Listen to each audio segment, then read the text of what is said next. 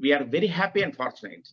And above all these things, Professor Tyagarajan, because of the love towards Sanskrit and the love towards Kerala, especially to Kanduru Shala, he agreed to occupy the honorary position of the head of the department and dean of the faculty of Vedanga in Kanduru Shala.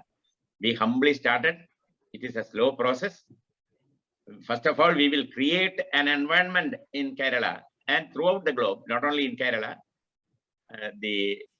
an environment to the effect that people should feel the necessity of studying Veda and Vedanga and other allied subjects and other areas of systems of knowledge in Sanskrit.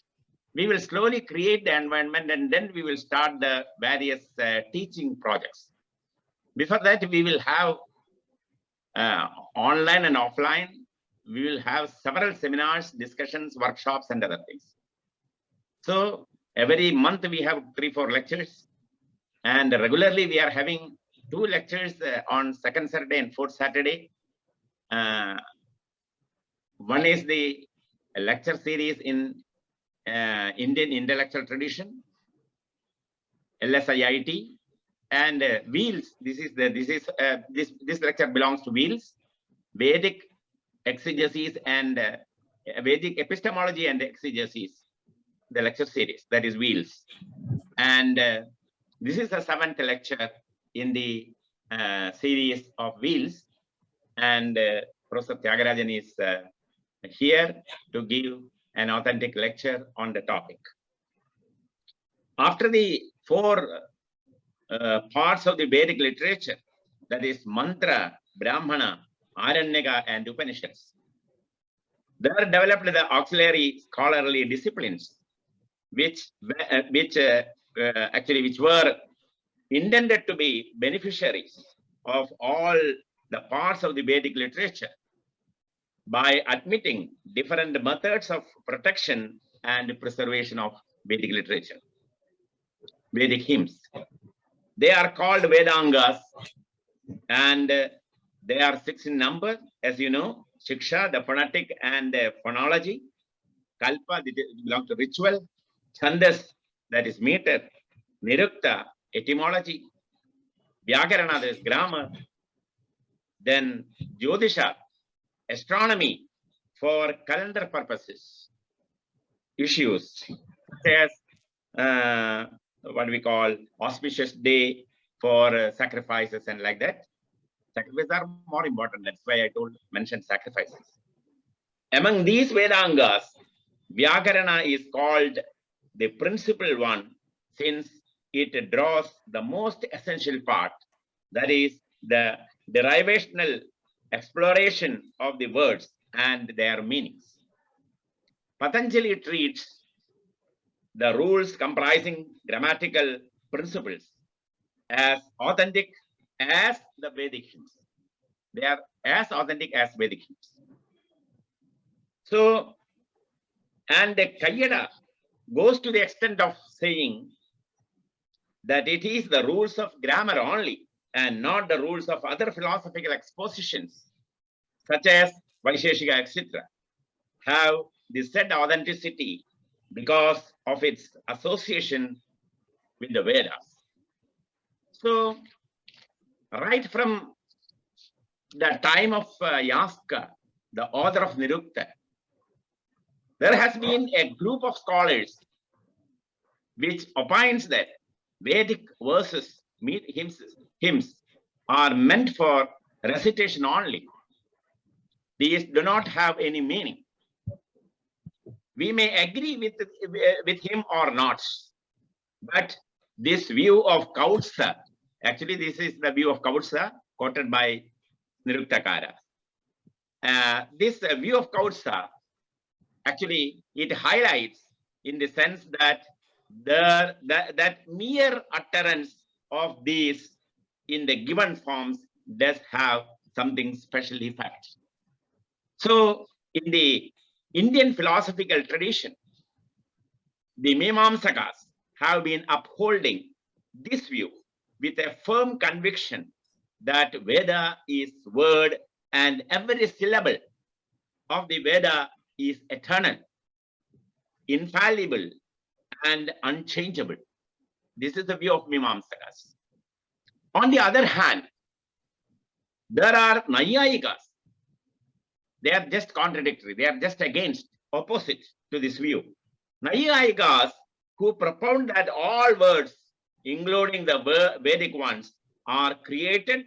They are created, not apaurushaya. They are paurushaya. They are created by human being and hence non-eternal. So the great question.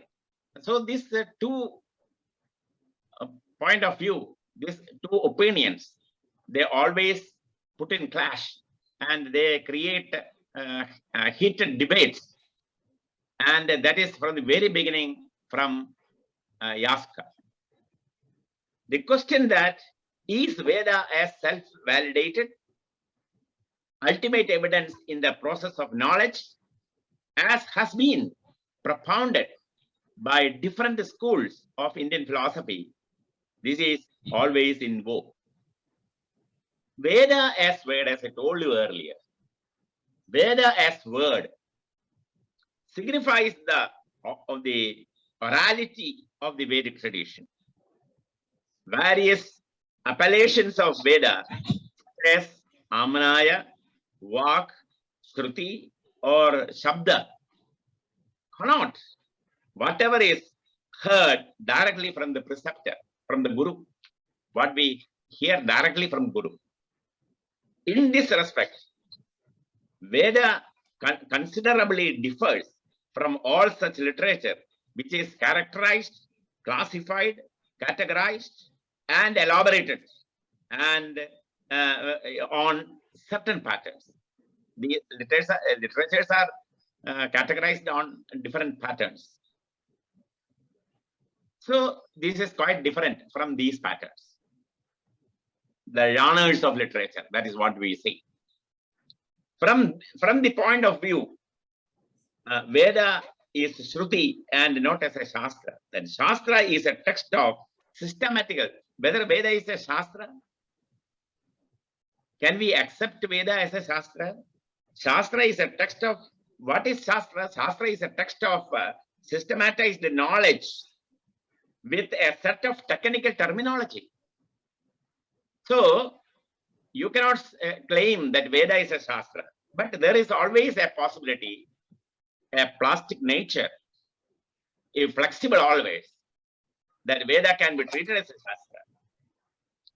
What is even more remarkable about Veda is that as Shruti, it has the potentiality of becoming the source of a Shastra. It can be a source of a Shastra, but by itself, it is not a Shastra. By itself, it is not a Shastra, Vedas.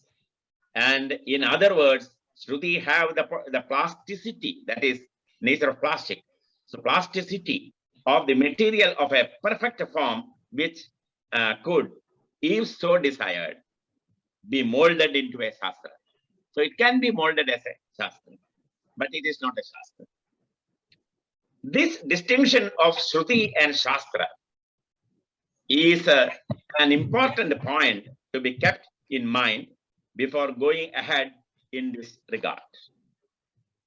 So, further, in order to have a full conception of Vedic prose, poetry and lyric, the prose in Yajus, poetry in Rigveda, Rigmandras, and the lyrics in Saman, one should be familiar not only with the grammar of the language and the etymology of the words, but should also be conversant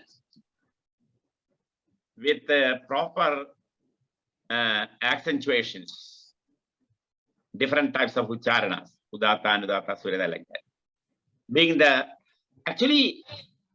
the first and the earliest form of speech, words of Vedic language are in their most fluid and, as I told you, that plastic nature I told you, in plasmatic state. It is not without reason then that very often even a slight change of accents bring about a considerable change in the meaning of Vedic words. So it is in the above background that for understanding the real import of Shruti, the ancient Indian seers evolved regular systems of discipline known as Vedangas. So I am arrived that Vedangas. The topic will be dealt by Professor THIAGARAJAN. Only I am giving a small introduction to that background, platform for that. So the limbs of the Vedas, that is Vedangas. They are Shiksha, Vyakarana, Nirukta, Jyotisha, Chandas, and Kalpa. Needless to say, the words of Veda are not ordinary statements of common speakers, but highly potent utterances with a deep symbolic sense within them. Hence, a thorough acquaintance of above subsidiaries, the auxiliaries, the limbs of Vedangas is a basic requirement for exploring the real import of Veda. That is the significant role of these Vedangas, Vedangas and the literature connected to Vedangas. The fact has been very logically, very reasonably, very plainly stated in Paninian Shiksha as follows: Chandaha padautu vedasya, hastau kalpotha pathyate, jyotisham ayanam chakshuhu, niruktam shrotra muchyate, shiksha ghranantu vedasya, mukham vyakaranam smritam, tasmat sangamadhityeva brahmaloke mahiya. So with these observations, I beg to remain. This is a time for Professor THIAGARAJAN to present his thoughts on Veda. As you know very well, I think you also may agree with my opinion, which I am going to express. Vedangas are the literature which are less explored by Sanskritists, by Sanskrit scholars. In classical literature, they have done wonderful works. But as far as how is the origin and development and the advent of the Vedangas, the Vedic Vedanga literature, it is because once the Veda, the mystic Veda, the meaning of the Vedas became something foreign to the people.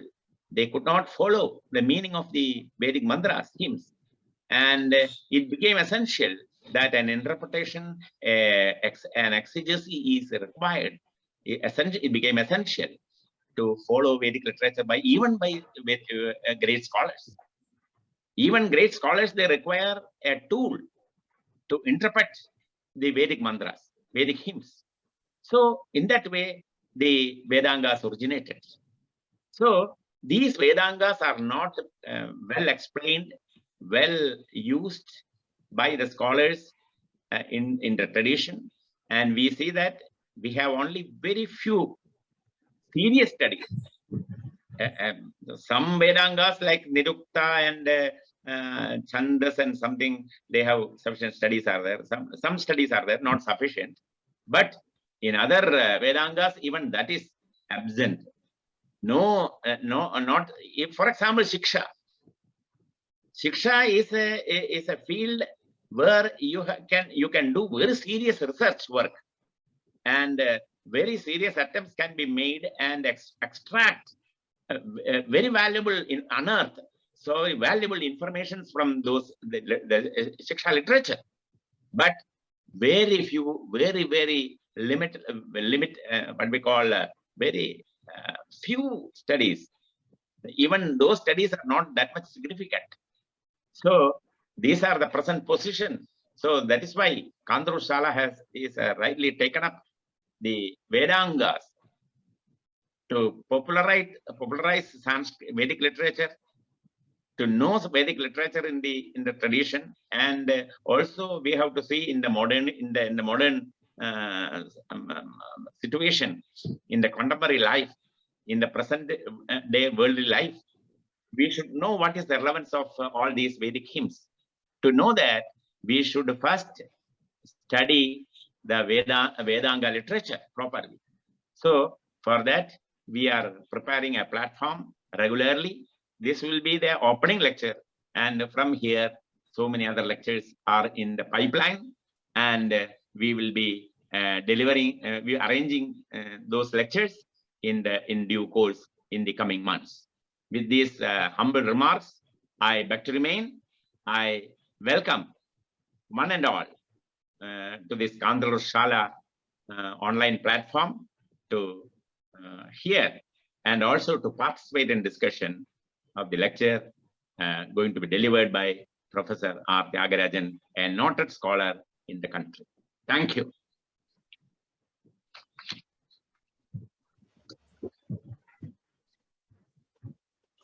Thank you, Professor B.C. Murali Madhavan, sir.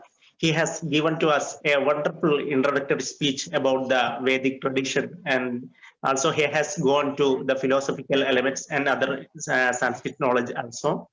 And then he has explained how we can analyze or we can attempt the Vedic tradition or Vedic source in the current scenario.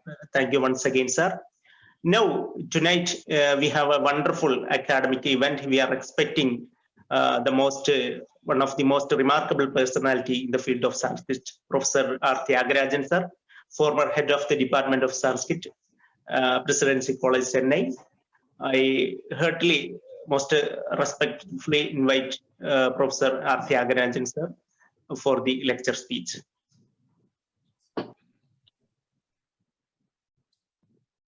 Good evening to one and all.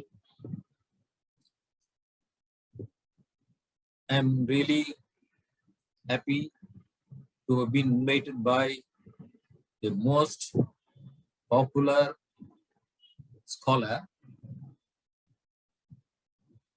Dr. B.C. Murali Madhavan,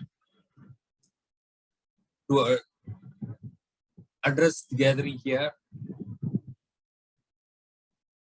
under the National Lecture Series on Vedic Epistemology and Exegesis, VEELS, on the topic, the significant role of Vedangas in exegetical exercise of Vedic hymns. On this occasion, I would like to thank all those who are taking care of Kandalur Shala, Dr. Pradeep Jyoti, Dr. Shamir, Dr. K.P. Parvati, Edamana Vasudeva Nambudri, Edamana K. Narayana Purti, all of them. I first thank them for their effort in organizing meetings in order to propagate Vedas, Vedangas, and their studies. As the initial lecture on Vedangas, I intend starting with the Vedic prayer. Sahana vavatu, sahanau bhunaktu, sahaviryam karavavakai, tejasvinavati damastu ma vidvishavai. Om Shanti Shanti Shanti. Vanim Jitashuka Vanim Alikula Venim Babambudidronim Veena Sukha Shishupanim Natagirvanim Namami Sarvanim. Dr. B.C. Murali Madhavan has already elaborated on the Vedangas in his own inimitable way. And more than that, I am very much worried on what basis I am going to take this topic. Because when a scholar has already introduced a subject, the person who follows have to have to think twice what point he has to take up. Initially, I would like to say, before going into the Vedangas that are going to be helpful for Vedas, then we must know what is Veda. What is the importance of Veda first? Because we come to know that the Veda, the word signifies knowledge. Okay. If that is the case, there are a lot of Shastras also that are following the Vedas, Vedangas and all other Shastras that was those who were mentioned by Dr. V.C. Murli Madhav. See, every Shastra has got its own Pramanas, Pratyaksha, Anumana, Upamana, Shabda, etc. Then these Shastras also feel there is something to give us a help to understand the real knowledge. That is Veda. Pratyakshena anumityava estu upayo na jayate yenam vidanti vedena tasmat vedasya vedata. That's the definition given by Shayana. So such Vedas are to be necessarily understood by the Buddha, because that is Veda happen to be the ancient text. I am just giving it as Veda in singular because it is stated that Veda was one at first, then later on it was divided into 3 or 4. Initially they say 3, then when other Veda had come, it was 4. And even in that we have got Yajurveda, Shukla Yajurveda and Rig Veda, Yajurveda, and Yajurveda, Shukla Yajurveda, Krishna Yajurveda, and then Atharva Veda. Then later on you have got even from Mahabharata, Bharatanatyam Shastra, everything becomes Panchamama Veda. That is there. Now the importance is how to understand knowledge. That's how to, we know that Veda has got, Veda is a capsule of knowledge. And how to understand that? So there are various methods found out by our ancestors. To understand it, because it is a Vedic language is a symbolic language. First of all, you must know that. When they talk about Indra, it is not merely the name of Indra or something. There is a concept behind Indra, concept behind Varuna, and so on and so forth with the other gods. Therefore, it is a symbolic language.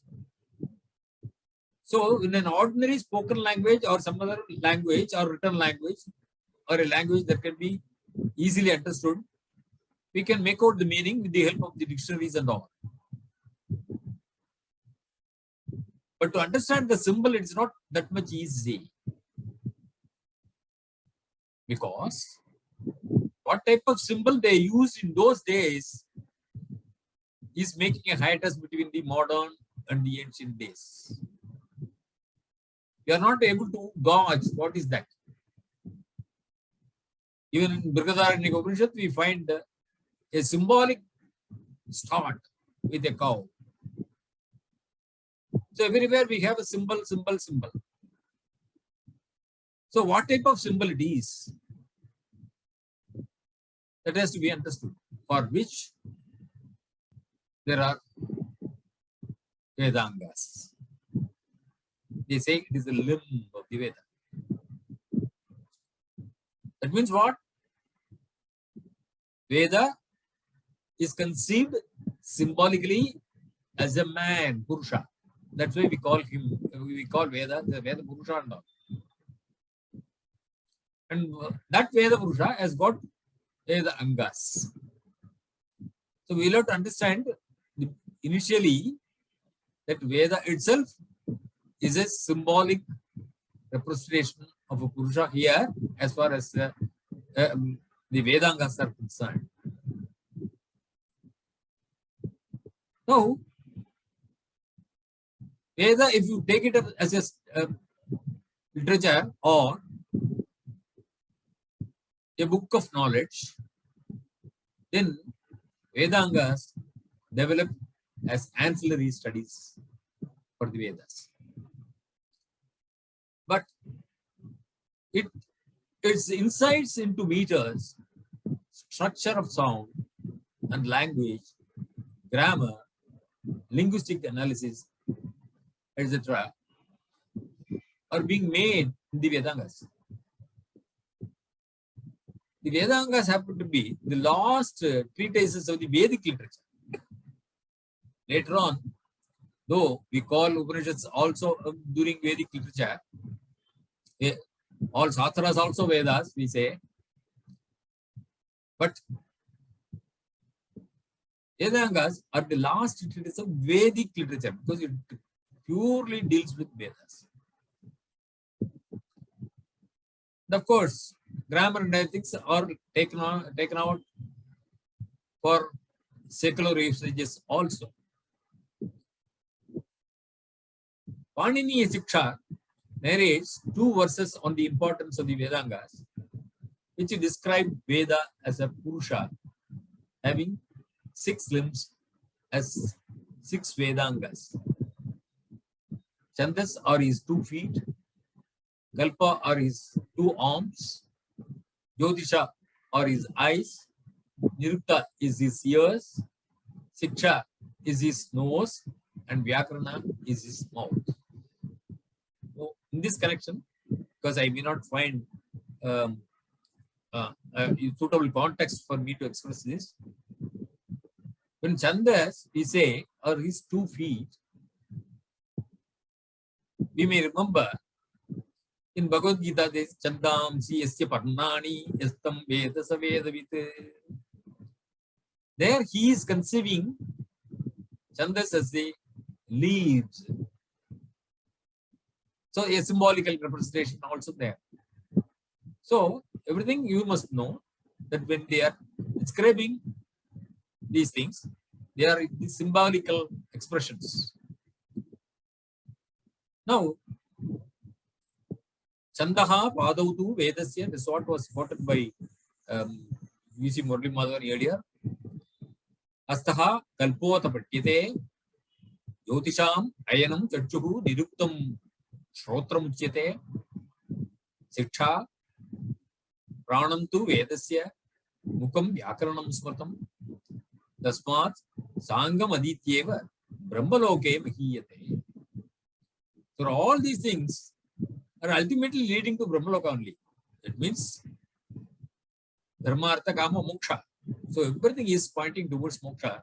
That is the ultimate goal of every human being. Probably for that sake, they have made this Purusha, just like in Purusha Sukta, they are just having a symbolical language as Purusha. Here also.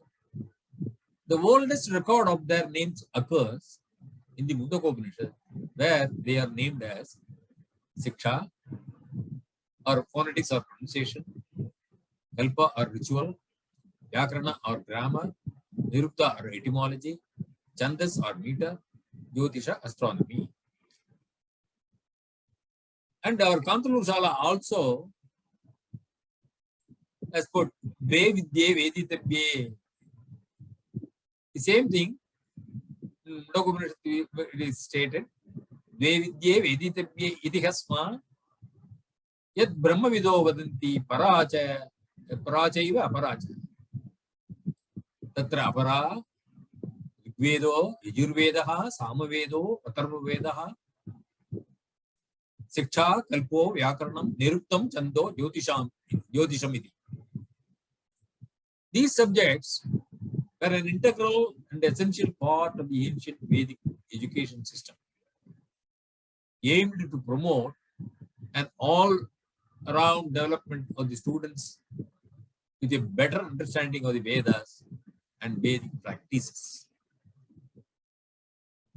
I'll be just giving you a brief introduction about the Vedangas, and then, if time permits, I'll detail 1 or 2 Vedangas or other Vedangas also. First, we will take up a brief introduction about Siksha. Siksha really means instruction. It is a particular instruction in reciting. Recitation means what? Correct, with the correct pronunciation, accentuation, etc. of the Sanskrit text. Later, it was a name given to works containing rules regarding the proper pronunciation of Vedic texts. Thus, the Siksha Sutras are treatises on phonetics. They are related to the Samhita. Siksha lays down the rules of phonetics, sounds of syllables, of pronunciation. Not only that, it is the function of the Siksha is that to fix the parameters of Vedic words. Phonetics is most important in the case of the Vedic language because we see that a change in sound leads to change in results and effect. Mantro hinaha swarato varnato va mitya prayukto na tadartamaha savag vajro yajamanam hinasti ite indra satruhu swarato parada. Of course, many of us are Sanskrit scholars know this meaning of it. Because instead of a person, Vajrasura, wanted a son who can be who will kill Indra, for which he used the words, but unfortunately his accent in the Swara happened to be different, which ultimately landed him to get a son who can be killed by Indra. Indra Satrur Vadaswa. You should have asked like that, without making any pause in between Indra and Satru. Indra Satrur Vadaswa. On the other hand, he said Indra as Satrur Vadaswa. Finish. The very sound itself has made him, rather the meaning got changed. That's why it is said Anacharam, Atayushyam, Iswaram, Yadipeditam, Akshata, Sastra Rupena, Vajram, Patati Mastake. Astahinam tu, Yodite, Sora Varna Vivarjitam, Vigyaju Samabir Dagdo, Vionim Adigachati. Astena Vedam, Yodite, for all the Vedangas, it is stated. Astena Vedam Yo Adite Swara Varna Ata Samyutam Lugyajus Samabihi Puto Brahmaloke Mahiyate. The teachings of the Siksha are contained in the ancient text known as Pratisakyas. Pratisakyas are nothing but the grammar of the Vedas. Each attached to a particular Samhita. So each and every Samhita has got, of course, not totally different, but slight variations were there. That's why Yajushaka Adhyayi had Yajupratisakya. Each attached to the particular Samhita, providing instructions for the recitation of the hymns contained in it. The Pratisakyas were probably composed by many grammarians, like Saunaka before Panini, and revised from time to time. Siksha played an important role in Vedic India at a time when there was no written script and the knowledge of the Vedas had to be transmitted from one person to another orally. It is establishing the ground rules for proper pronunciation, minimizing the chances of distortion that would usually accompany verbal communication. Of course, we have got a lot of protective stages in order to protect the mantras. We have got Padapata, Kramapata, Chitapata, everything. These are to preserve the Vedas, but to understand the Vedas and to pronounce it properly, you require Siksha. There should be somebody who should teach. When I say A, the sound is known. How to write it? Somebody has to make me write. Show me. This is the way I should write. So like that, something is pronounced. How to pronounce? Something is written. How to pronounce that? So you'll have to do it. This even in English we say K-N-I-F-E, we write. Then we pronounce it knife. We don't say knife. We say I-R-O-N. We say iron. Somebody says iron. Somebody says. So it depends upon so many variations are there in the pronunciation. So to fix up the pronunciation, Shiksha is in the teaching how to pronounce. This is the basic Vedanga that explains as to how the letters are born, how to pronounce letters, the time for pronouncing short, long, etc. letters, how to read, speak different accents, qualities of the good and bad reader. See, different, when we say different accents, the American accent in English is different. English in the British English is different in accent. And Indian English, we need not say, everybody knows. We say, we don't say motor car, we say motor car, like that. So it depends. Therefore, we must learn how to pronounce the word exactly and correctly. See, the general mistakes committed by speakers are by the bad readers. Panini in his Shiksha shows the perfect way of pronunciation by offering a simile. Yangri yata hare putran dantabhyam natu pidaye vita patana vedabhyam tadvat varnan prayodhi. So, it is how a tigress carries its cubs with two of its sharp jaws, but without causing pain. So you should not strain while you are speaking or pronouncing words. It is also afraid of the cubs falling in case of a loose grip and of cutting the cub's body in case of too tight a grip. Like that, one should pronounce the letters. 8 places of pronunciation are mentioned by Panini. Ashtau sthanani varnanam urak kanta shirastata jikhva moolam cha dantascha nasikoštau cha talucha. There are 8 places where the letters are born, that is the chest, throat, head, the root of the tongue, the teeth, the nose, the lips, and the palate. There are Pratisakyas for each Veda, and they are similar to Shiksha. This is a small introduction I am giving about Shiksha.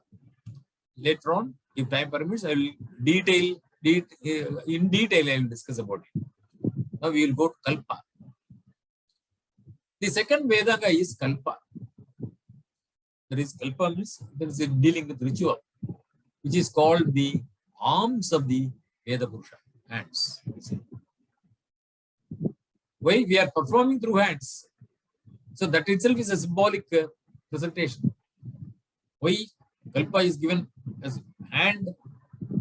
So we are doing something with the hands. Hand is always a symbol of action. It is especially intended for the proper application of the Vedic texts. The oldest Kalpa Sutras are those which in their contents are directly connected with the Brahmanas and Aranyakas. It was the ritual, the chief contents of the Brahmana, which first received systematic treatment in the manuals called the Kalpa Sutra. They contain the rules in the Sutra style referring to sacrifices, They are more practical than the Brahmanas, which are the most part are taken up with mystical, because in the Brahmanas you will find mystical, historical, mythological, etymological, and theological discussions. They are also considered significant for the study of Vedic culture and society. There are 4 types of Kalpasutras. We call Shrauta Sutras, dealing with Shrauta sacrifices. Shrauta is purely Vedic. Shruti is another name for, a synonym for Vedas. Therefore, Shrauta Sutra means it is dealing with Vedic yagas and other performances. Then, Grihya Sutras. They are dealing with the domestic servants. Grihya means house. So, what are all to be done in the house? The rituals that are done at home is called, is instructed in Grihya Sutras. And Dharma Sutras, dealing with the religious and social laws. Sulba Sutras, dealing with the rules of measurement or the fire altars, etc. While performing the yajna, we have fire altars and other things. How they are to be made, all these things are instructed in Sulba Sutras. Now, the third Vedanga is Vyakarana or grammar, which is necessary for the understanding of the Veda. It is called the mouth of the Veda. The old Vedanga texts on Vyakarana are entirely lost today. In the Aranyakas, we find some technical terms of grammar. The only representative of the Vedanga is the Attadhyayi. This Vyakarana Vedanga is Attadhyayi now available for us, which belongs to a later period. It is indeed the most celebrated textbook of grammar now. It is not associated with any Vedic school. Due to its great merits, this may be assumed that Panini superseded all his predecessors, whose works have consequently perished. Vyakarana deals with Sanskrit grammar or the analysis and the decomposition of words, word formation, root words, and complex sentence structures, providing useful insights into the usage of words and sentences, leading to the mastery of the language. Formation of the word is the main subject of grammar. It discusses root, prakriti, and suffix, prakriti, pratyaya, viveka, we say, of a word to study its meaning. Panini's Vyakarana is in the form of sutras or aphorisms. Even for Panini, we require so many persons like Vararuchi and Patanjali to understand his sutra. The 14 sutras are referred to here as Maheshwara Sutras.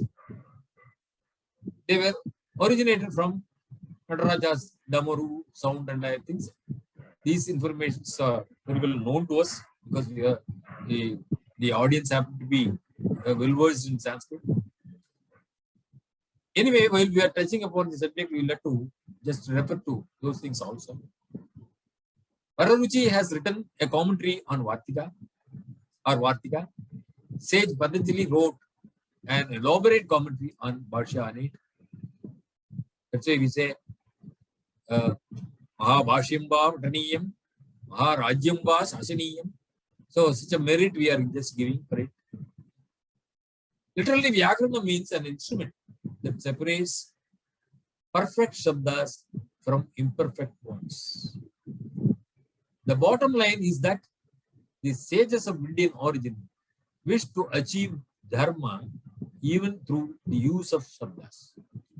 The term shabda is untranslatable, you can say, as it denotes many things. When you say shabda, it is not merely a word or something like that.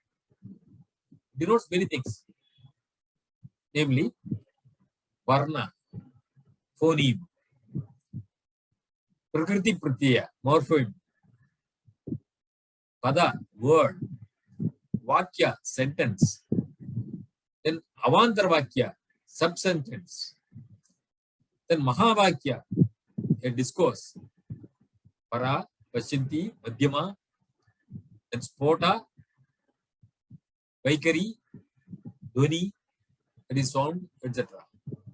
Shabdanusasanam is a synonym of Vyakarana, and the system deals with the form of Shabda but not Artha. Niruktam deals with meaning. There have been 9 Vyakaranas, and the one authored by Panini, who is considered to be the most genius person, is the best of them. Swara, you are coming to Swara now. Swara, or the accent, is important in Vedic literature, and there can be slight differences in the form of certain Vedic Shabdas when compared with their secular counterparts, that is Laukika Shabdas. Earlier to Panini, people used to refer to Pratishakyas. A combination of Siksha and Vedic Vyakarana is a Pratishakya for the analysis of Vedic Shabdas and Vyakaranas for Laukika Shabdas. It was Panini's Ashtadhyayi, that is a nutshell for the analysis of both Vedic Shabda and Laukika Shabdas. The fact is that Shabdas, that is the Shabdas means the perfect ones, fetch Dharma, whereas Apashabdas that are not sanctioned by Vyakaranam but in use accrue Adharma. Adharma means that causes sin, that gives you negative effect. So the positive and the negative aspects of it are being dealt with as sin and virtue and all in English. For example, Veda, a word, a Shabda. The same word, when you say Veda,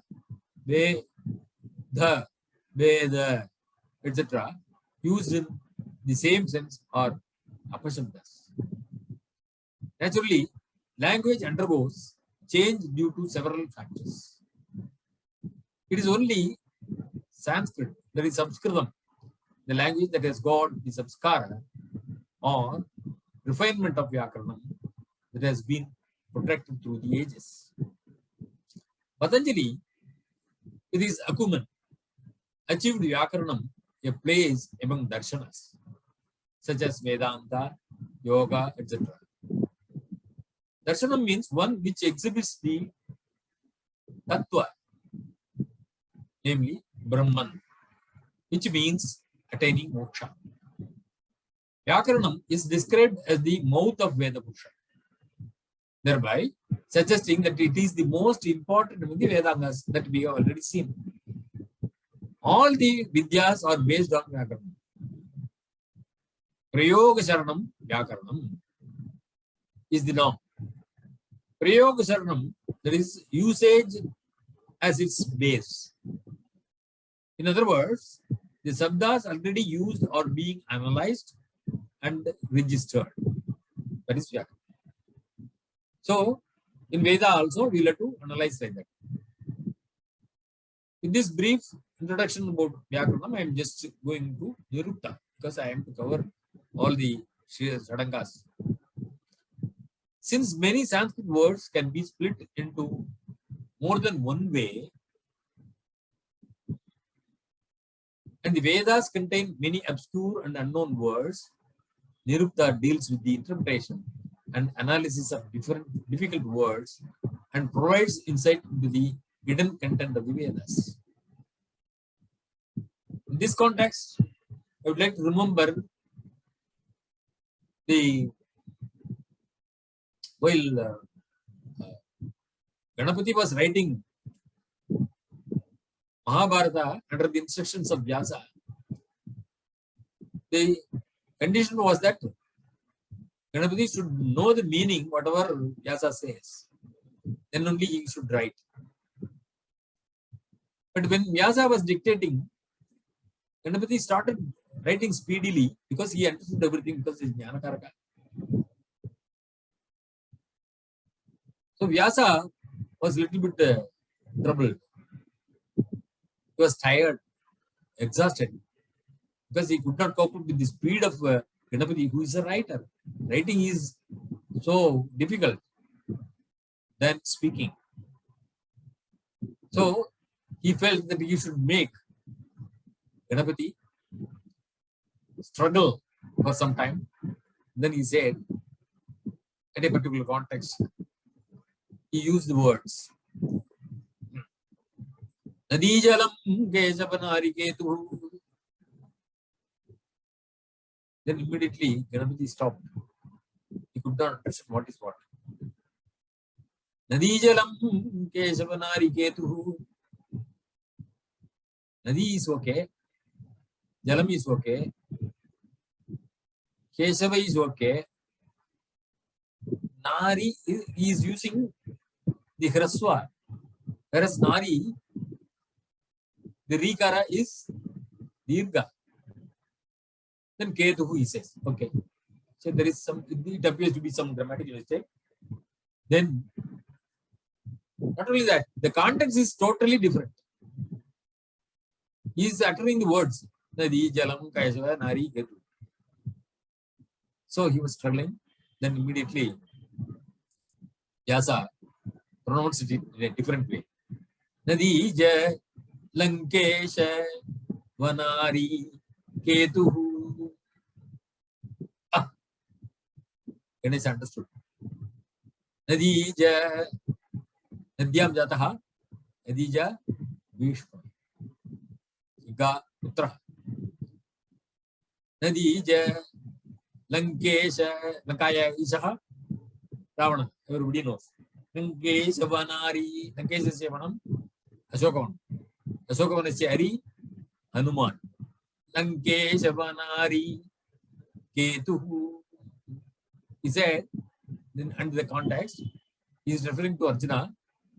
Oh Bhishma, that person who is holding Hanuman as a flag in his chariot. That is the context. So when you are mispronouncing or splitting it in a different way, the meaning totally changes. Sometimes it becomes a ghost word also, as we call it in research. So this is one line. This is called Vyasa Gatta or Vyasa Guttu, depending on the scholars who pronounce it in different ways. Nirukta deals with the interpretation and analysis of difficult words and provides insight into the hidden content of the Vedas. Nissesham artaha uchyate anena iti niruktam. The meaning is exclusively notified. Therefore, it is called niruktam. It is described as the ears of the Veda Purusha. Yaska, the author of Niruktam, declares the Niruktam is supplementary to Vyakaran, which I have already said. The origin of thesaurus, the dictionary, is found in Niruktam by the name Nikandu. Yaska puts the gamut of Shabdas under 4 headings: Nama, Akyata, that Nama noun, Akyata verb, Upasarga prefix, and Nipata, words used in a specific sense or irregular formation. According to Niruktam, the verb in a sentence is important rather than the noun. The most important aspect discussed in Niruktam is the constant change of everything. Yaska asserts that there are 6 stages for a thing, namely Jayate, that is born, Asti, exists, Viparinamate, undergoes change, Vardhate, increases, Apakshiyate, decays, and Vinashyati, perishes. The above are called Sadbhava Vikara. The 6 variations of existence. The rest of changes are to be included in these 6 variations. So, Nirukta, we know that it's a etymology. It explains the reason why a particular word has been used, that is the meaning of usage. The only work which has survived as a specimen of this Vedanga is Nirukta. It is a commentary on Nikandu, which is a list of words found in the Vedas. Tradition ascribes the Nikandu also to Yaska. The Nikandus are 5 lists of words which are again divided into 3 sections. The first section consists of these lists in which Vedic words are collected under certain main ideas. The second section contains a list of ambiguous and particularly difficult words in the Veda, while the third section gives a classification of the deities according to the 3 regions: earth, sky, and heaven. Yaska explained these lists in the 12 books that follow. The most interesting portion of the Nirukta is the discussion, which covers the whole of the first book and is part of the second as well as the 7th book, which was an admirable introduction to the study of the Veda. Yaska has mentioned a considerable number of important grammarians as his predecessors in the Nirukta as such as Galava, Chakapudi, Kartakya, and others. Nirukta is very important for several reasons. Firstly, it represents the type of the earliest classical style, and in this respect stands by itself as unique. Secondly, it is the oldest known attempt in the field of Vedic etymology. As regards the importance of the etymology, Yaska himself says that without it, the precise meanings of the Vedic stanzas cannot be understood. Now we'll come to Chandas. Chandas is regarded as the feet of the Veda Purusha. See, Brahmano, Osya, Mukamasi, Bahu, Rajanya, Katha, these are all symbolic language. But nowadays, people without understanding symbol, they take it as a verbal, and then automatically they start into misinterpreting things. That we will take it up in a different lecture. So, it is a field. Chandas is the feet of the Veda Purusha. The body of the Vedas rests on the Chandas. So, unless and until we have the feet, even our body cannot withhold, stand. It is described as the feet of Veda Purusha. Each mantra of the Veda has a special Chandas, such as it has a presiding Devata. According to Nirukta, the term Chandas is derived from the root Chad, to cover. Meter is called Chandas because it covers the sense of the mantra. The Chandas is designed for the purpose of securing the proper reading and reciting of Vedic texts. The literature comprising this Vedanga on metrics is equally small.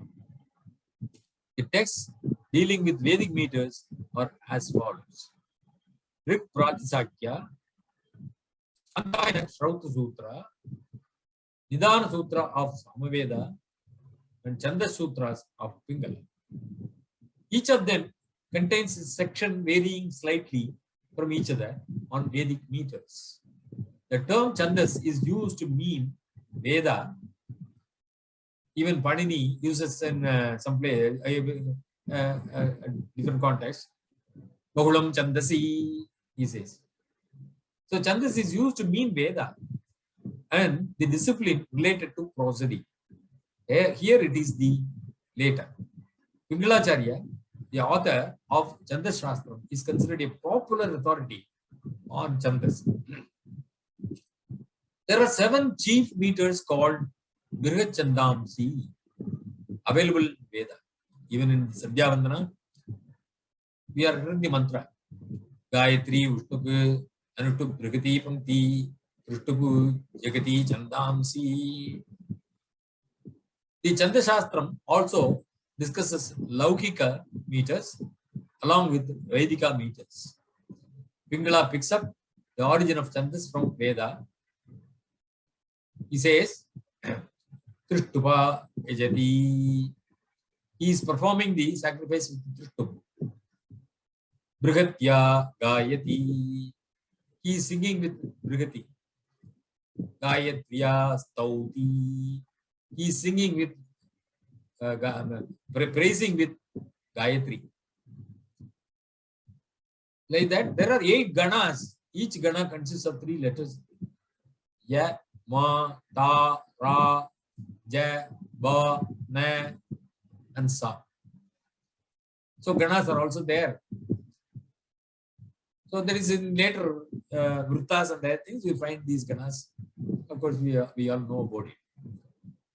Then Jyotisham. Technically, it is the applied science of the Vedas. The last Vedanga Jyotisha is called the eye, the organ of sight, or the Veda Purusha. The object of Jyotisha Vedanga is to convey the knowledge of the heavenly bodies as is necessary for fixing the days and the hours of the Vedic sacrifices. These Vedic sacrifices are necessarily to be performed for the welfare of the humanity. Not only that, it is for the sake of making the entire universe flourish and get nourished. That's why there is a saying, Yagyam Yagyena, Yagyam Yagyena, Ajanta Deva, Tani Dharmani Pratama Anyasan. So even Devas were performing the Yajnas. For what purpose? In order to create more and more and more and more, many things. So the creation is going on till the creation settles down, just like going back to the pavilion, to Brahma. It gives some rules for calculating and fixing time for sacrifices. In the Brahmanas and the Aranyakas, we find frequent allusions to the astronomical subjects. And even in the hymn, we find traces that indicate a certain advance in the observation of the moon. It is unfortunate that there is no work available at present dealing with the ancient Vedic astronomy, Jyotisha, in the Sutra style. Only we have a small textbook called Jyotisha of Vedic astronomy in verses, in 2 recensions. Generally, Maharishi Lagada is regarded the author of this Vedanga. That is Vedanga Jyotisha. This is a very difficult text and therefore is not clear on several points to scholars even today. Later, we find many Sanskrit treatises on astronomy and mathematical calculations. Bhaskaracharya, Karaghamira, and Aryabhatta are known ancient scholars conversant with these scientific subjects. The principles established by them are in use in the modern world. Jyotisham, Jyotisham, Jyotishastram are synonyms. The term Jyotihi here refers to Graha, planet, or Nakshatra, star. The system that deals with the movement of planets and stars as well as the related matters is called Jyotisham. The auspicious, suitable time for the performance of Vedic rites is fixed by applying different calculations. Vedangas, Ganitha Shastram, and this is the only Vedanga that deals with a lot of mathematics. This is also the only Vedanga which is required even by common people in day-to-day life for auspicious times, etc. Jyotisham, unlike other Vedangas, is known across the globe, especially for auspicious time and predictions. Then the origin of Jyotisham and other things, you can say the Sikshavali of Taittiriya Upanishad of Krishna Yajurveda explains there is an Upanishad called Maha Samhita wherein it is said Adi Jyotisham. It deals with Jyotisham. Atati Jyotisham Agnipurva Rupam Aditya Uttara Rupam Apasandhihi Vedyutas Santhanam Ityadi Jyotisham. Krishavali says. There, at the first Adhikaranam, namely Adilokam, Adi Jyotisham. Second one is called Adi Jyotisham, is being explained. Agnihi, Agni is the Pururupam, the first letter. Aditya, Aditya is Uttara Rupam, the last letter. Apaha, water, is Sandhihi, in the middle. Vedyutaha, electricity, is Sandhanam, the connecting factor. Iti is equal to this Adi Jyotisham. This is the Jyotisha chapter. The term Samhita is used in Panini also, in the sense of morphophonemics. When two letters are uttered in quick succession, there will be phonemic change. Here the mantra says, consider the first letter as the form of Agni and the second one as that of Aditya. Water is in between and electricity is the uniting factor.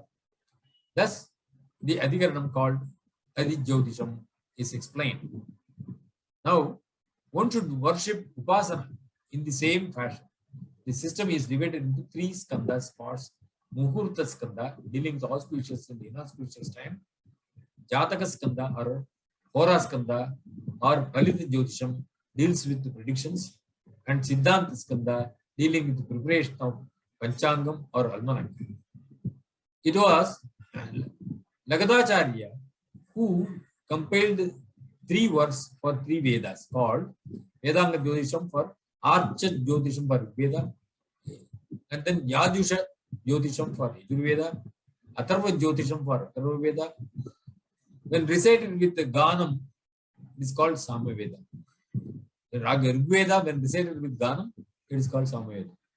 See, fundamentals of Jyotisha we know, the Dinam, and then the Gatikas, and then Vigatikas, etc. And Varas, Titi Vara, Nakshatra, Panchakam, Chite, we say, you know, so Karnam, etc. All these things are coming under Jyotisha. Unless and until we know and perform perfectly with the help of choosing in the exact time, if we perform the yajna, if we do not perform the yajna, then the purpose of yajna will be defeated. Therefore, the Vedangas, all the Vedangas, got their own importance in order to understand the knowledge given in, rather studied in the Vedas, recorded in the Vedas. And we know Vedas are the breath of Brahma. So it is ever available. It's not lost. You may say that Chaka is lost, this Chaka is lost, and all. But everything is available in the ether. A person who is capable of capturing it is called a Rishi. Rishayaha Antardrashtara, we say. They see means what? With their third eye, they are able to grasp what is going on. They are able to hear what sound is there.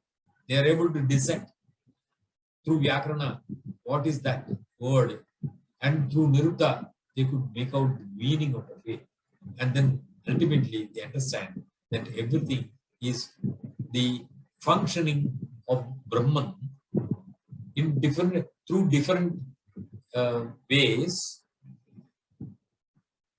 creating so many things, and ultimately taking the creations towards either the destruction or to the laya.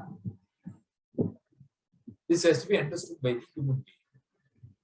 That's why for a human being to understand, Vedas are called as Vedabhush. Why not they could have just made it as some animal or something like that. No, it is intended mainly for the human beings. They must understand the concept of the Veda.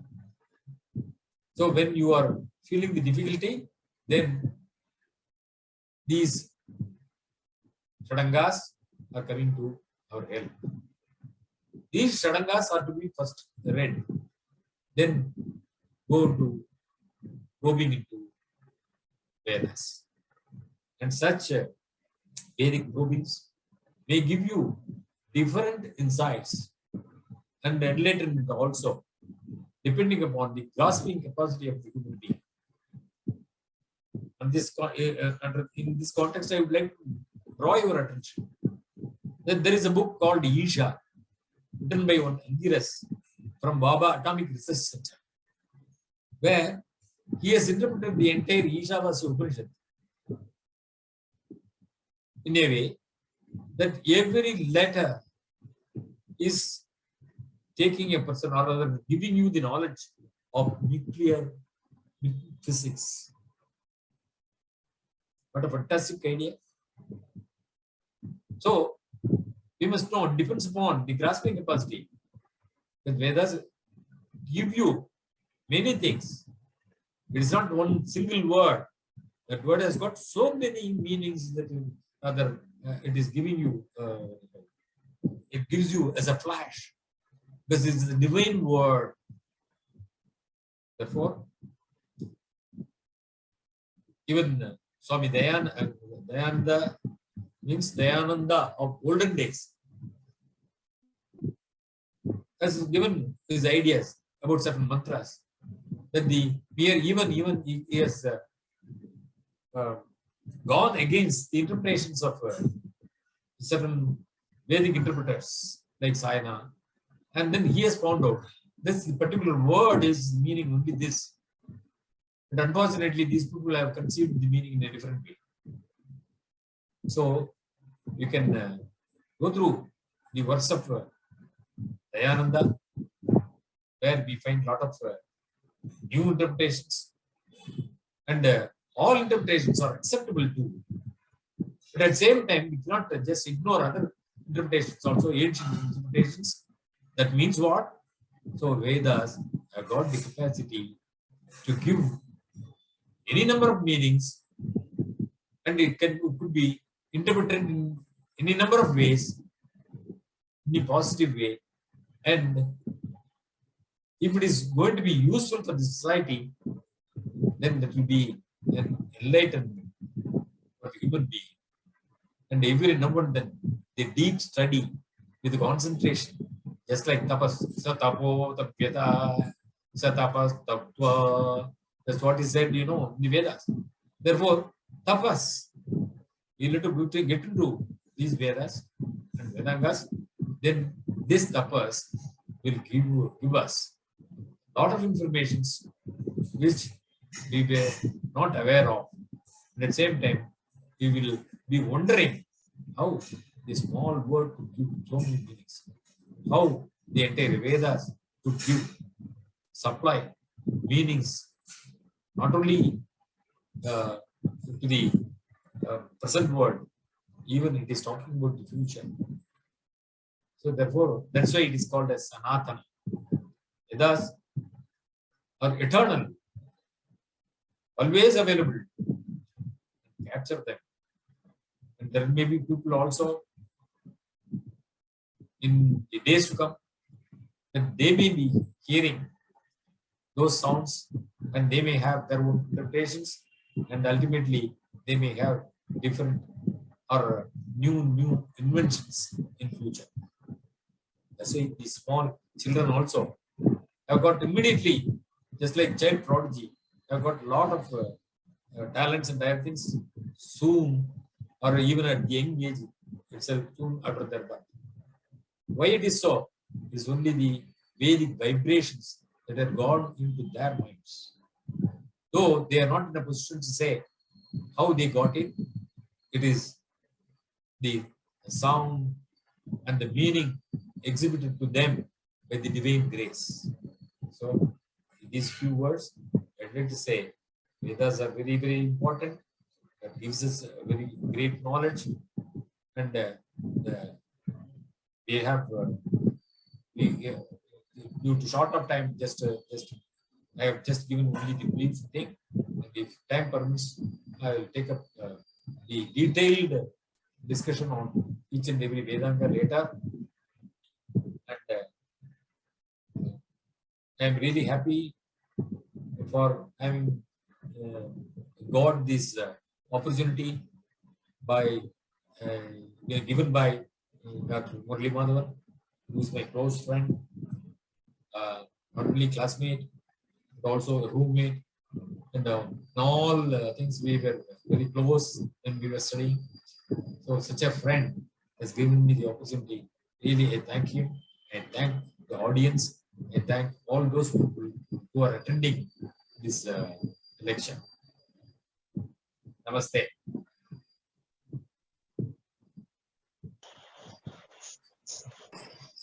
Thank you, sir. Sir. Okay, you can proceed. You announce what's the next program. Okay. It's a new experience. You can invite participants for discussion. That is the next program, I think so. Okay. Now we are going to the interactive session.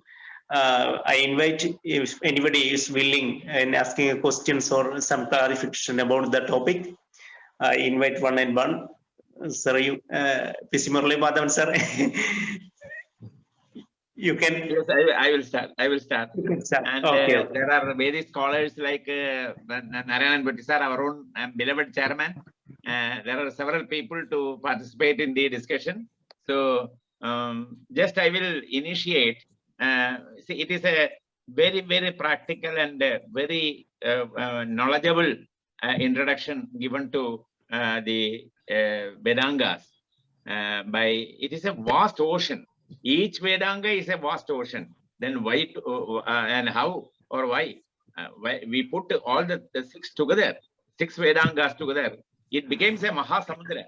It is not easy. That the Vishaya is so vast, and so it is not easy to speak each and every syllable. But Professor THIAGARAJAN, I know his oratorship, his way of teaching hard subjects in a very simple way. That is the quality of a teacher. A teacher should be in a position to teach mathematics like Shakuntala. Shakuntala, it is full of rasa and very interesting and very agrashaka. So a dry subject like mathematics, if you teach like Shakuntala, then that is the success of the teacher. So imparting knowledge to students, that is very important, and that is the best quality of a teacher, and that is the main lakshana of a teacher. So Professor THIAGARAJAN has done very what we call practically a very knowledgeable presentation given by Professor THIAGARAJAN on what we call like a very good introduction to the Vedangas. I have two questions to be asked because Vedic accentology. I spoke a little. I gave some references about in my presidential address about the accents and their importance from the point of view of what we call Shiksha, Vyakarana, and other grammar and other from that point of view. But in the present society, even though Vedic accentology is now at present, it is only a theoretical one. It has no, not at all practical in the present world. In the present language, in the present our Vyavaharas, we never use such accents, Udata or Anudata or Swarita, Prachaya or Pulta or whatever it may be. These things we never use. We use it, but very occasionally, but with a different connotation.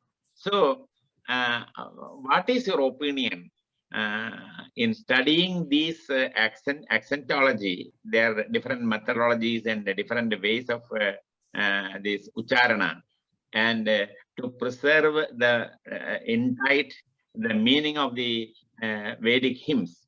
How we can relate these things to the present linguistic studies, to the present language studies, to the modern linguistics and the present day-to-day worldly life? That is one question.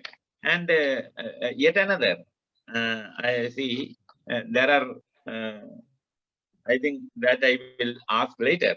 With this one question, I will give chances to other participants also. I have two, three questions more. If time permits, I will ask.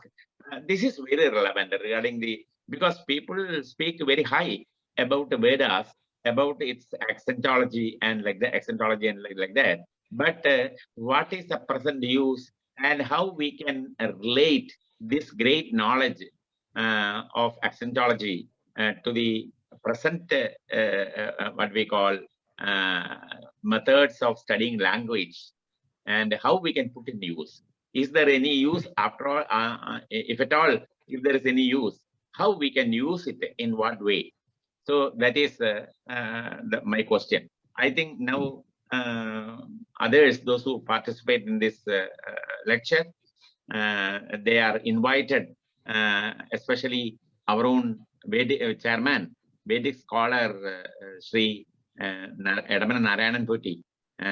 Such scholars should participate in this discussion, and I invite Professor Sri Narayanan Putti for the discussion.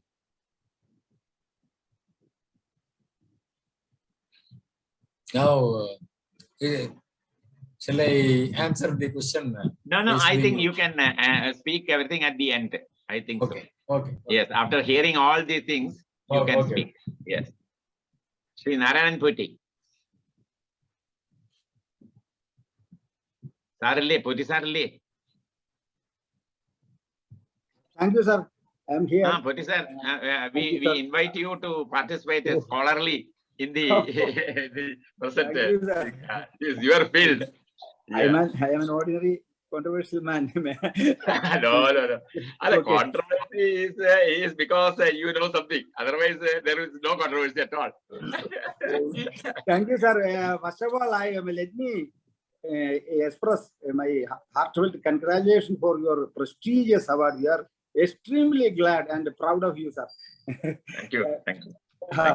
Then, okay, being the president of this Kandalur Sabha, behind this trust, which is working hard behind this Kandalur Shala, I express my proud and sincere gratitude and feelings by which we all are obliged to THIAGARAJAN sir for such a wonderful talk.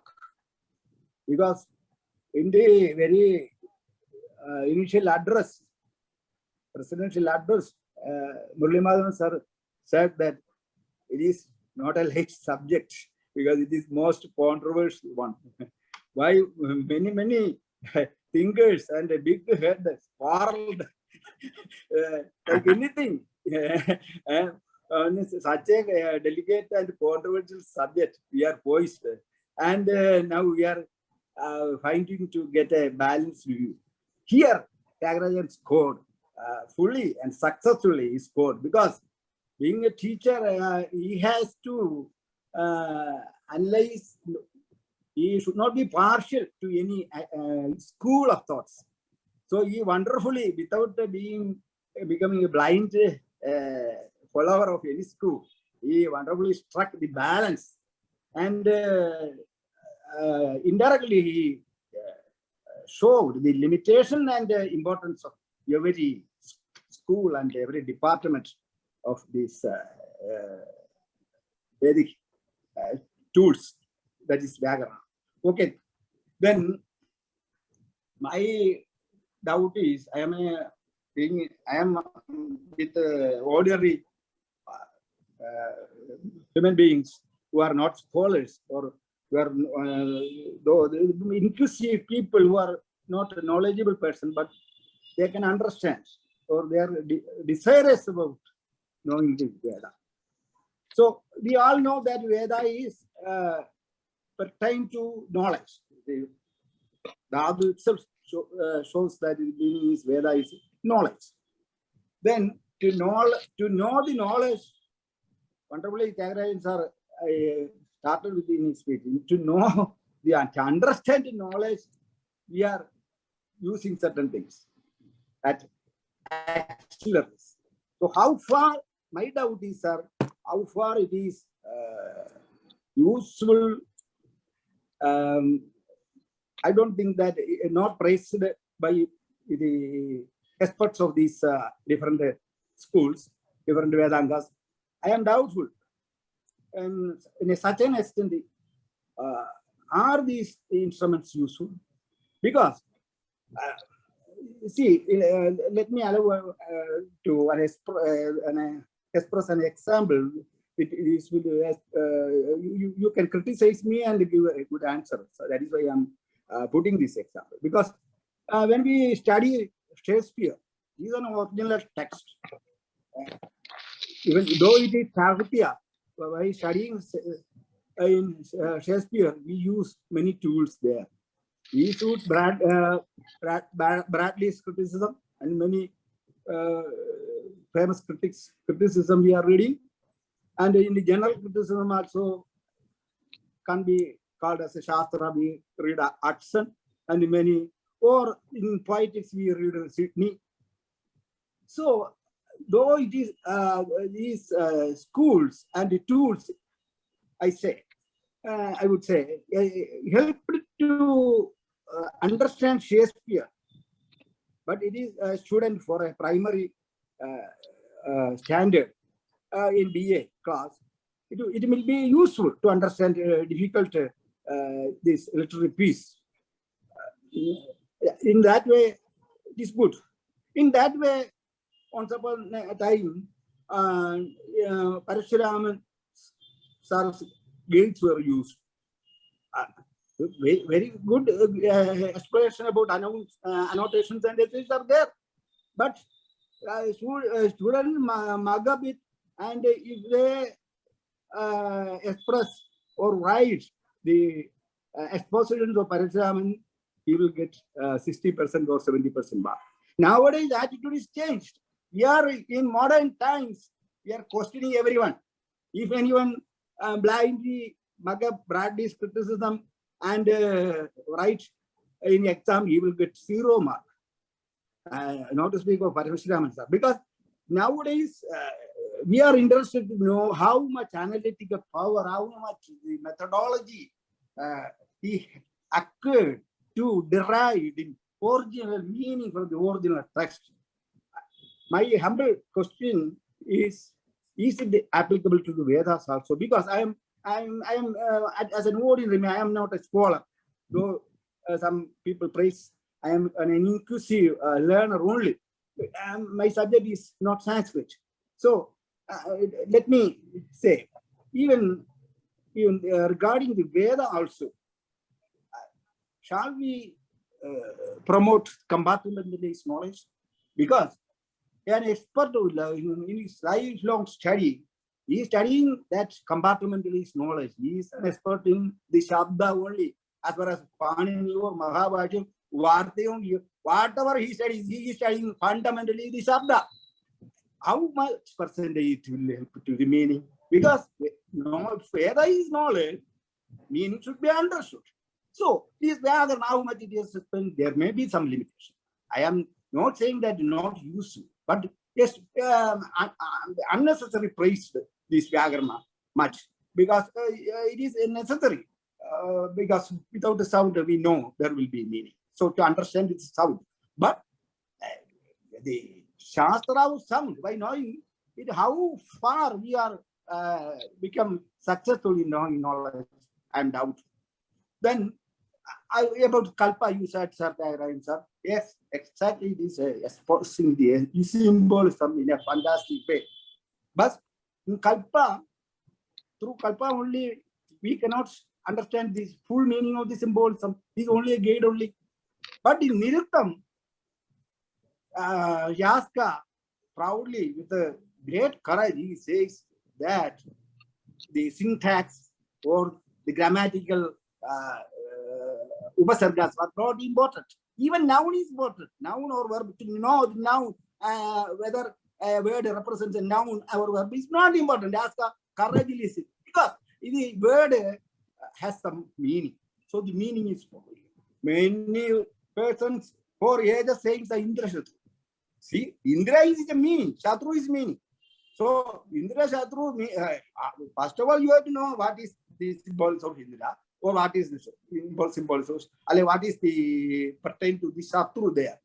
By reading the original text, you can understand, because Indra, he is praying not Indra to become a Shatru, because he should not be a Shatru. Not the Shanda Shastra, the end there, Shanda Shastra is not required. What I know, what is the by reading it itself.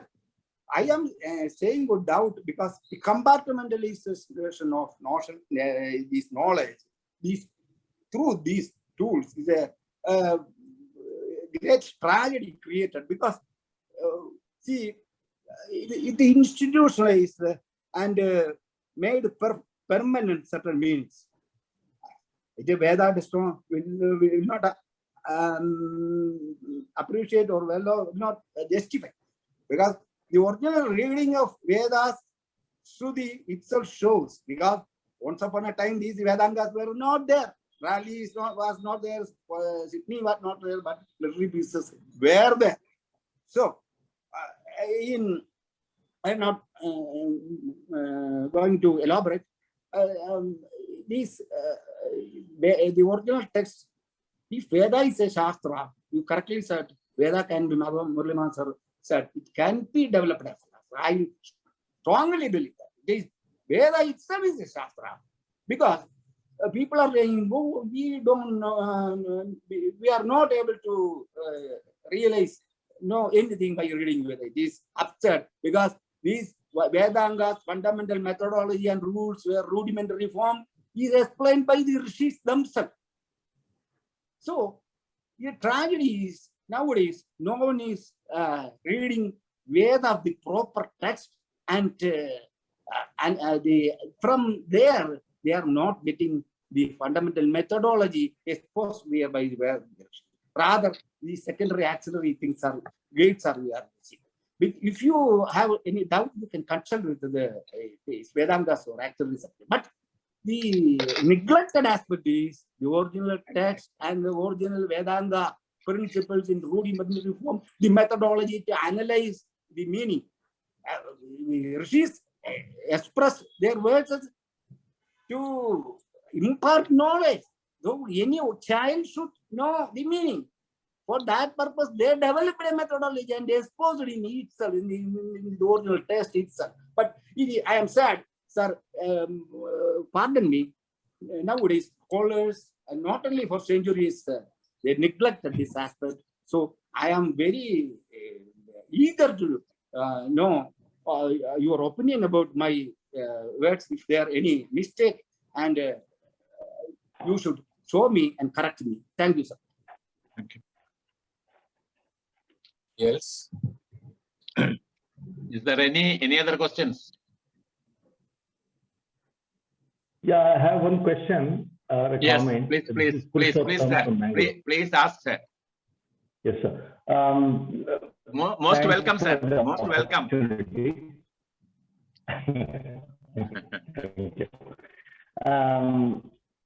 It is said that generally the pronunciation associated with the Vedic yajus, which is a prose, it is the meaning will change with the pronunciation, like udatta, anudatta, etc., etc.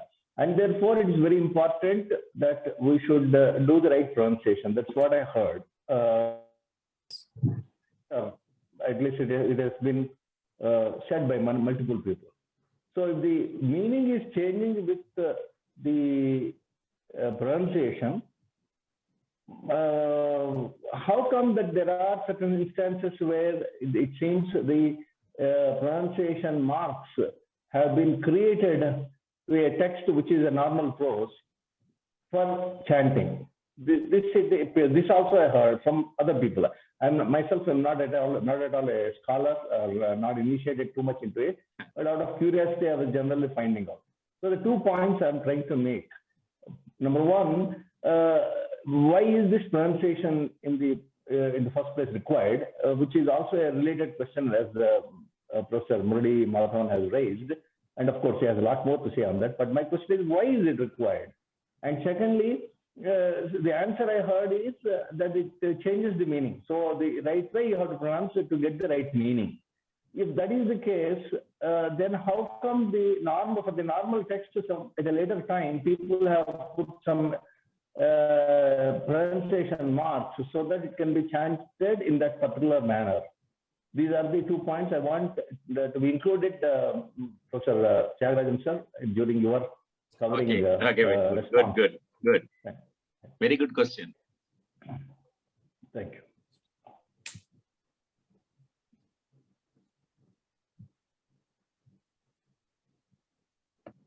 Any other questions?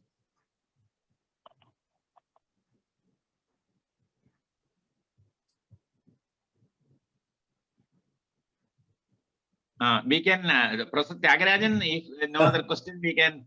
Doctor, I think Mrs. Reno is there in our group from Varanasi. Oh. Reno, do you want to ask some questions? She is very much interested in Vedic literature, and she was asking me when the lecture is going to be organized, the date, time, and like that. She is a regular visitor of our Kandharushala. Fine. Reno, I think she has. She has to unmute. She has muted. She has Muted. Reno, please unmute your system, so you can hear us.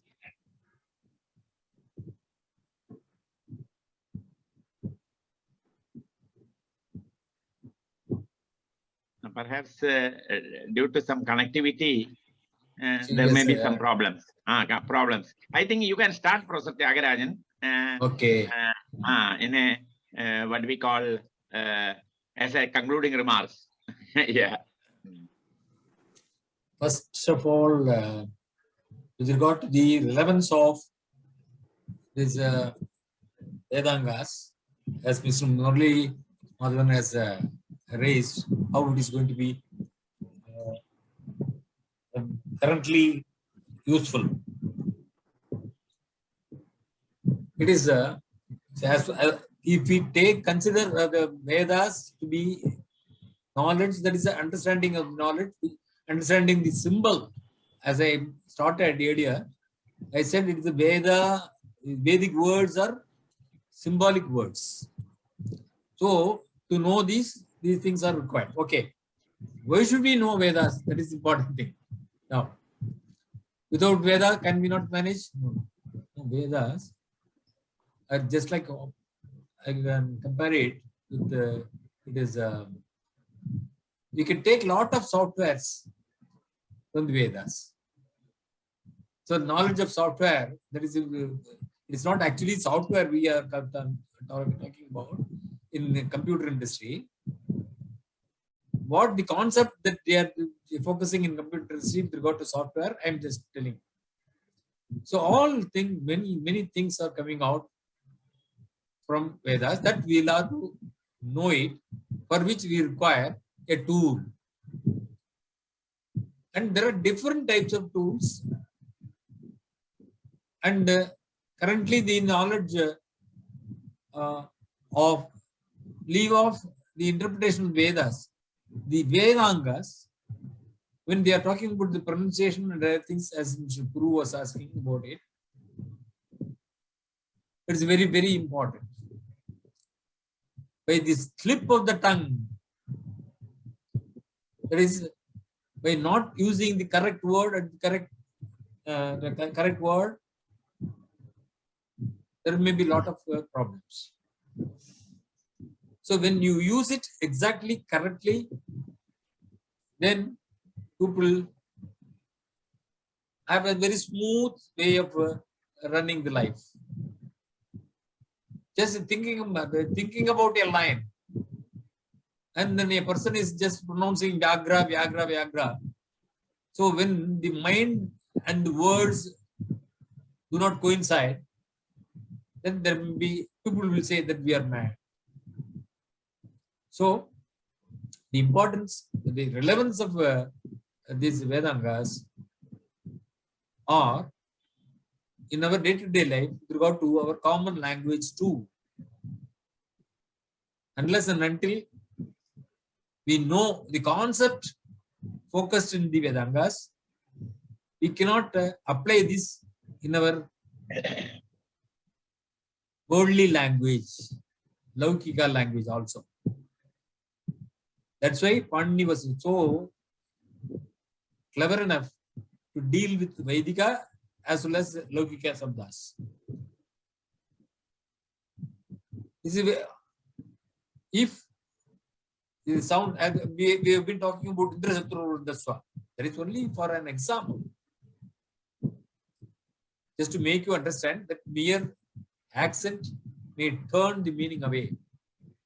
Just like in Pandini, Upasargena Dhatvattaha Balata Anyatra Niyate, a mere word by the contact of Upasarga takes away the meaning to a very distant place. Ahara is a food. Vihara is a just playing. Prahara, beating. So when you say Prahara, it's a beating. When you say Prahara, it gives you the injection that you beat him. So instead of Ha, if you say Ha, it takes the meaning away. Say a noun changes to be a verb. A verb changes to be a noun. So a lot of confusions are coming in, even in understanding even the modern text also, if the phonetics is not there. That's why he made use of the word knife, K-N-I-F-E. If it is not pronounced knife, people cannot easily understand. With Indian English, if a person approaches an American, the American may not understand what he says. He will again and again will say, pardon, pardon, pardon, you tell me what is that you are talking about. And in the same way, when an American speaks to us, then we are to just think twice, thrice what actually he is speaking. So, in order to just bring about a sort of harmony in the languages, after all, language is for the sake of, it is a vehicle to convey the ideas. So, the exact ideas will not be conveyed unless and until you have the exact swara, for example. And also the syntax also. If it is not there, then finish. That's why you are bringing the Vyakarna into play. See, the swara is not good, finish. For example, even in, I would like to quote an example from Lalita Sahasranama, where people say, Srimata Sri Maharajni Srimas Simhasaneswari. It is there, Simhasaneswari. But people, without knowing how to pronounce, they say, Srimata Sri Maharajni Srimas Simhasaneswari. Saniswari, they say. Then where will it go? The address will go to the wife of Sanishwara, perhaps. So, unless and until you are clear, that's why we say clarity in the mind should be conveyed through clarity in words. Para, Pasyanti, Madhyama, Vaikari, we call it. So, para, what is para? That has to come to Vaikari. Turiyam Vacham Manushya Vadanti. In between, if there is some tampering, If there is some slip, some mistake, then we pronounce something else, then that results in a negative idea. And the impact happens to be negative, and the result happens to be negative.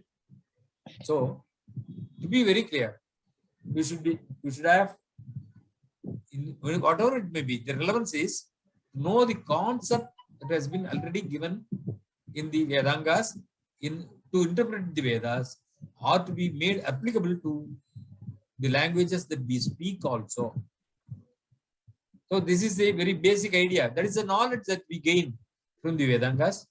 That is the knowledge given with the Vedas also, because Vedas, when you interpret it through Vedangas, then Vedas give you meaning, the exact meaning. So what is an apasabda? What is the right sabda? So we have to know it and use it. So by using the right word, we get the right thing. Not only that, the method also, that is also there, that is coming under phonetics also. The udata anudata we are talking, the very sound makes a person rather feel something. If I shout at a person, what are you doing? Then that has an impact in a different way. And when I say, what are you doing? Then it's a question. You're asking, how is your health? It is different. Then in Tamil, we used to say always, Odambu eppadi irukku? Odambu eppadi irukku? When we call it like that, then we are just attacking him. Odambu eppadi irukku? Then Odambu eppadi irukku, we are just inquiring about his health. Odambu eppadi irukku? So, by making an accent, or rather very sound, the accent, then we are conveying the different ideas. Then you say, for example, everybody knows in every language. Then I say, for the sake of some acceptance, I say, ama, ama, ama, ama, ama, ama, ama. So the very variation in the sound gives you different meaning. Ama, when you say it is, you are accepting. Ama, ama, you are asserting. Then, ama. Then when you say, the feeling happens to be wondering at a particular thing. So these feelings are being conveyed through the accents, though the word happened to be ama. It's a single word. But when spoken in a different tone, different accent, it has a different meaning. So this aspect has to be understood by the accent and other things. That's why even when you are addressing, whether you know Vedas and the meaning of Vedas, it doesn't matter who will say. Even great acharyas have just given an idea. They don't bother about the meaning of the Vedas. If you could correctly pronounce the words, because if you are addressing Indra, but you do not know what actually the words that you are uttering, but it is you are uttering something which has been already taught by the gurus in a perfect way, and the perfect word, when uttered by you without knowing the meaning, it has its impact, because Indra knows the meaning of the word that uttered by you, whether you know it or not. So therefore, it is if it is mutual, it's okay. Even otherwise, the words learned from the gurus, from the adhyapakas perfectly, then it has got an impact. In the same way, here also, in our day-to-day life, when we are talking to others, then the exact sound has its own impact. In Tamil, we used to always say, most of the people who call themselves as Tamilian, they will say Tamil, Tamil, Tamil. And at the same time, they will say the Il, Rakara happens to be the very speciality of Tamil. But at the same time, they are not able to pronounce. But it's not only a humor, but also a thing to be ridiculed. So therefore, in the same way, every word has got its own meaning. And when uttered in a different way, it gives a different meaning. And we know, say, I I can list out so many things like that, but currently I don't. It doesn't come to my mind. So many words are there when mispronounced, gives a different meaning, and contextually also it gives you different meaning. So the context also you have to find out. So in the Kalpa Sutras, we find how to apply. There is a precepts and practices are being talked about. In same way, anything we want to do, then there is a grammar behind it. There is a principle behind it. So all these things are being given as a shastra only, and all shastras are. It is up to us to make it applicable to every aspect of human life, and especially these things are not mere jargons. They are the fixed rules and regulations of using the vocabulary and making the greatest, or rather gaining the greatest benefit of the language out of it. So, and there may be apprehensions about it. So many people are under the impression that even today the Vedas are not going to be, though they have full faith in their things, and they want everything to be explained to them. It is not an easy thing. Okay, even Yaska is struggling to understand the meaning of Veda. If that is the case, how can we easily say that this is the meaning of it, this is the meaning of it? That's why he said it will inspire a person, and the Vedas will reveal its meaning to a person who is deserving. At the same time, who is making tapas, who is attempting to know about it, who is always concentrating, focusing on what is what. Not to all. Just like that, the Vedas cannot reveal the original symbolic meaning to everyone. And everyone is not capable, or rather is not having the capacity or the brain or the Shakti to understand the meaning of it, unless and until he has got some basic requirements to understand the meaning. So everyone has come with their baggage. Only the elite persons, in the sense, persons who have studied these Vedangas can interpret Vedas. The same way, persons who have studied grammar and things with regard to other languages, they can use the language very well. And others are simply using. It is just like I am just reminded of one simple thing. A lady, she is very poor in English. At the same time, his husband is used to be speaking, and then he was using the word variety in different contexts. See, he has got the flowers. Lot of varieties are there. So the wife saw. So there is one red color flower, blue color, white color, yellow color flowers are there. So she understood the concept behind it. So varieties means, say, various things are vivida vishaya. Then there was some quarrel between the husband and wife with regard to the food supplied to the husband. And then she bit her. And then she started weeping and she started telling, see, what is that you are doing? See, all these days I was with you, with all your faithful wife. I have been cooking and supplying, serving for you. And all foods,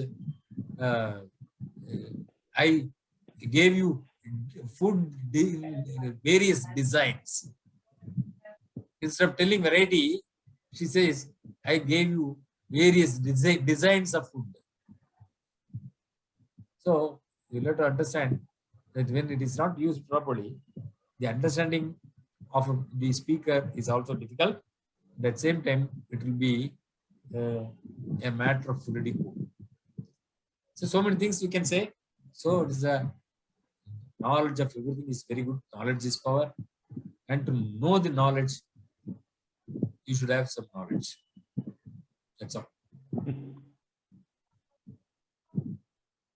Once again, thank you, sir. Thank you, Professor Tyagarajan. Thank you. Now we are. Controls are very thanks. Very good ending. To know the knowledge, we want knowledge as a tool. Thank you. Yeah. Very good. Really great. Everything. Yeah. Dr. Shamsir, you can proceed. Okay. Now we are going to the end of the session, and now our native place is with the heavy rain. That is why we can't. No electricity is here. Now I invite Dr. Pradeep Jyoti sir for the citation. Recitation. Okay. Thank you, Dr. Samshir. With a great honor and respect, Kandalushala highly commends Dr. R. Tyagarajan for his outstanding contributions and exemplary work in Sanskrit literature as a scholar, writer, teacher, guide, and a philosopher. Samskrita Ratna Dr. R. Tyagarajan is a former professor and head of postgraduate and research in the Department of Sanskrit at Presidency College, Chennai. He is holding a prestigious Sanatana Dharma chair instituted by the Kuppuswamy Sastry Research Institute, Chennai. He is also the director of Vedic and Spiritual Science in astroved.com. He is the visiting professor at so many universities, and most prominent one is the member of Board of Studies in the Department of Vedic and Spiritual Science, Wellness University, Florida, USA. He is also the chairman of Sri Dayananda Digital Library, Chennai. He is the chairperson of the Vedic Studies in our Kandalushala. Dr. Tyagarajan has attended many international and national conferences and has traveled to many countries. He is a prolific writer and a great orator that we are seeing today. He is the author of several books in Sanskrit, English, and Tamil. His Sanskrit work, Vedanta Vidya, and English work, An Epitome of Indian Fine Arts, was released recently at Chennai. He has guided 23 PhD students and 80 MPhil students in Sanskrit and has bagged many awards and honors from many reputed institutions across the globe. He was conferred the Vedangas Sarvajan by the Indian Institute of Traditional Sciences and Padur Astrology Academy. He has also contributed his skills in a few Tamil films, which is really interesting, and has given many TV and YouTube programs propagating the value of Sanskrit. This citation is presented to Dr. R. Tyagarajan on Saturday, the 9th July at Thiruvananthapuram, Kerala, signed by Professor P.C. Murli Madhavan, Director-in-Chief. Thank you. Thank you, sir. Thank you, Dr. Pradeep Jyoti, sir. Now we are going to the end of the session for the vote of thanks. I am going to the duty. Now, Professor Tyagarajan, sir, he has detailed discussed on Vedangas and specified one by one. It is a new experience of us. It is very valuable and informative to know that the depth knowledge of Vedangas. He has beautifully recited the Vedic mantras and went to the between the line of Vedangas, 6 Vedangas. Kandalushala is trying to a new conceptualized view of Vedic knowledge. It will highlight a new delightful manner of Sanskrit studies. It is my duty to thank all of you watching our lecture. My heartily thanks to Professor R. Tyagarajan sir for his valuable presentation. No doubt it is very useful to all of us, especially emerging scholars in Sanskrit.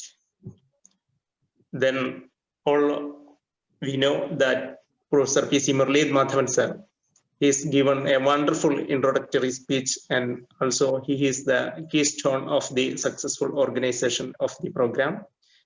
Thank you, sir, for giving us a wonderful chance to hear the class like this. Thank you.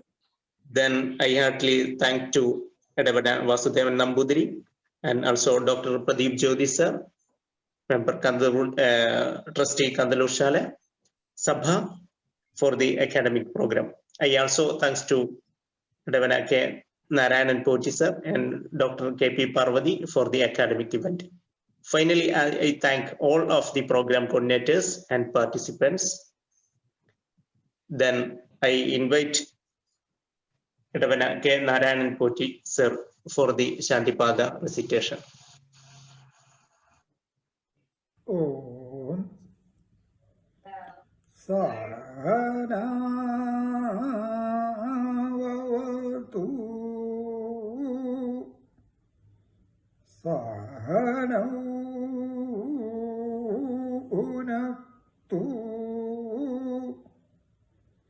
Sahaviyam Karamavai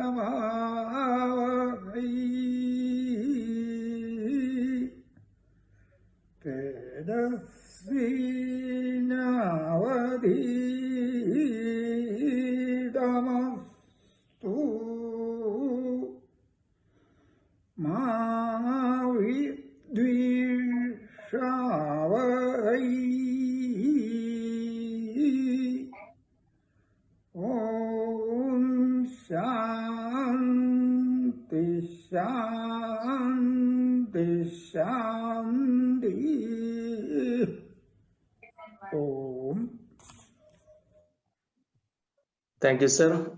Thank you, Edavana K. Narayanan Pochi, sir, for the meaningful recitation of the Shantipada.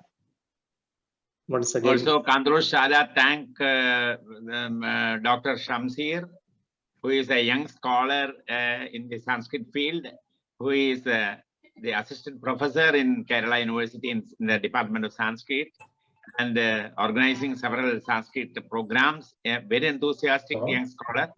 We express, Kandalur Shala express our thanks to Dr. Shamsir also for conducting the program as the master of ceremony. Thank you. Thank you, Shamsir. thank you, sir. Thank you. Thank you. Thank you. So now the meeting ends here. Thank you, Professor THIAGARAJAN, for your wonderful lecture. A very scholarly presentation you have done. And as the dean and the professor of our Kandalur Shala, you have to contribute much in the field of Vedanga studies. And I request that your cooperation in future in enlightening our students and our country fellows in the Vedic literature. And your main work will be in Kandalur Shala is to give some lectures in this series. And later we will be starting some diploma and other courses. Now we are conducting Kaushadagi Brahmana, already running the UG diploma course, and that first semester is over now, and things are going on. But we have to form some regular courses at Trivandrum, and at least regularly you have to visit occasionally, periodically, so to say, the Kandalur Shala. Now the COVID atmosphere is over.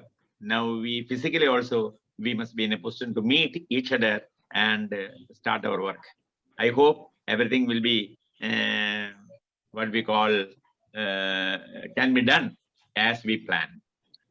With these observations, I thank Professor THIAGARAJAN for his wonderful Thank you, Dr.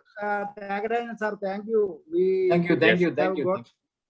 We have once more got an opportunity to what a man of wisdom and scholarship you are. Thank you, sir. Professor THIAGARAJAN, from the very beginning, he is the regular visitor of our Kandalur platform, and he used to participate in discussion and gave several lectures, and he presided in our Vedic section earlier. This is the third time I think he is addressing. So he is known person now in Kandalur Shala and for Kerala people, no doubt about it. We express our indebtedness to you, sir, for your Critic. wonderful presentation today. Thank you. Thank you. Thank you. Thank you. Thank you. So Thank you. Thank you the very meeting much. ends now. Thank you. Okay, Thank you. Thank you.